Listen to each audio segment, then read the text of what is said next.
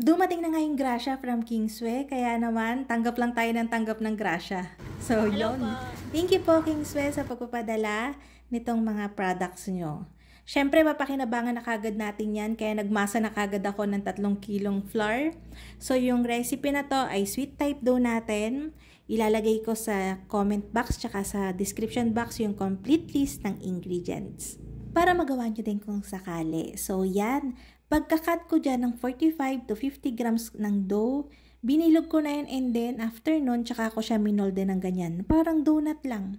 Ang gagamitin natin dito yung German Franks nila. Nakakatuwa nga to, hindi nangungulubot kahit na ipasok ko siya sa oven. So, ayun, naglagay tayo dyan muna ng mayonnaise after 30 minutes. And then, pinatong na natin yung mga German Franks nila. Ang bango nito. Kadalasan, makikita nyo dito sa buong video na to, puro siya mayonnaise and cheese. Yun kasi yung nagpapaganda ng mga savory breads at saka para hindi siya dry. Puro mayonnaise talaga. Diga, kasi sinasalang mo siya kasama yung mga palaman. So, tendency nun, madadry. So, ito naman yung ating next na klase. Ang ginawa ko lang dyan, nilag ko siya ng mahaba and then twist, angat.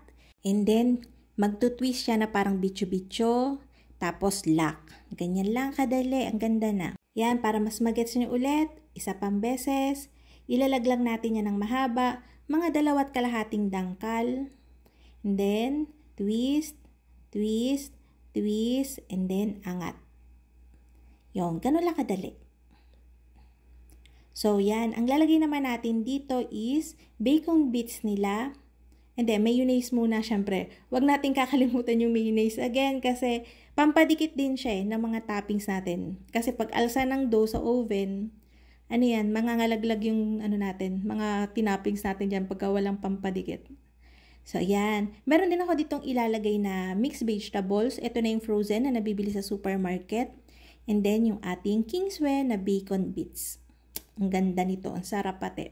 Mayonnaise again para hindi madry masyado yung nasa ibabaw and then cheese. So, lahat ito, bago ko siya isalang, nirest ko pa to ng nasa 30 minutes again.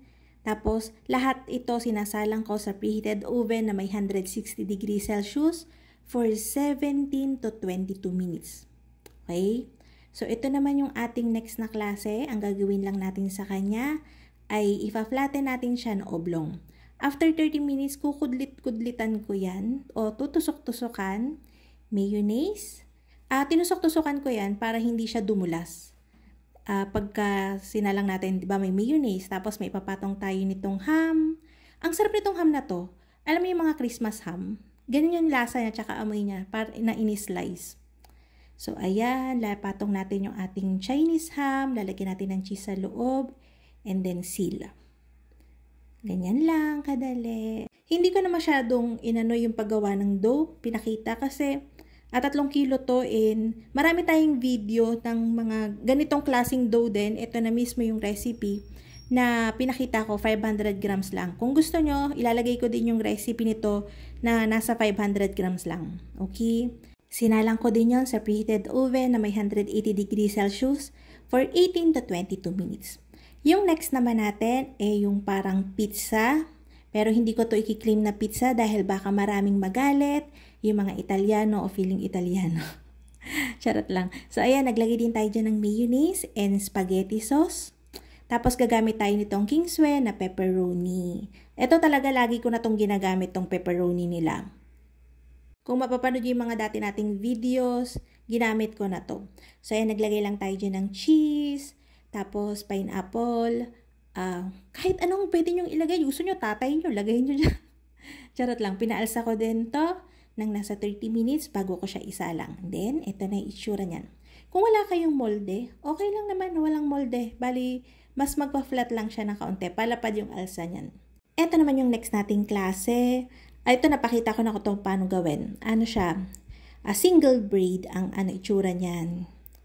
Parang hindi ko masyadong naipakita kung paano siya gawin para sa mga first time na manunood. Pero madali lang yan. Mukha lang siyang mahirap pero hindi. Mayonnaise again. And then gagamit tayo dito ng sliced bacon. Pag gagamit kayo ng bacon, tapos itatoppings nyo siya sa tinapay.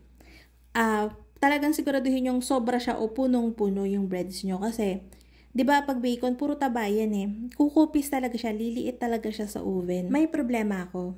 Yung mga karugtong nitong clip, hindi ko na makita, nawala. So, thank you po, King Swe. Mawawala na lang tayo in 1, 2, 3. Bye-bye!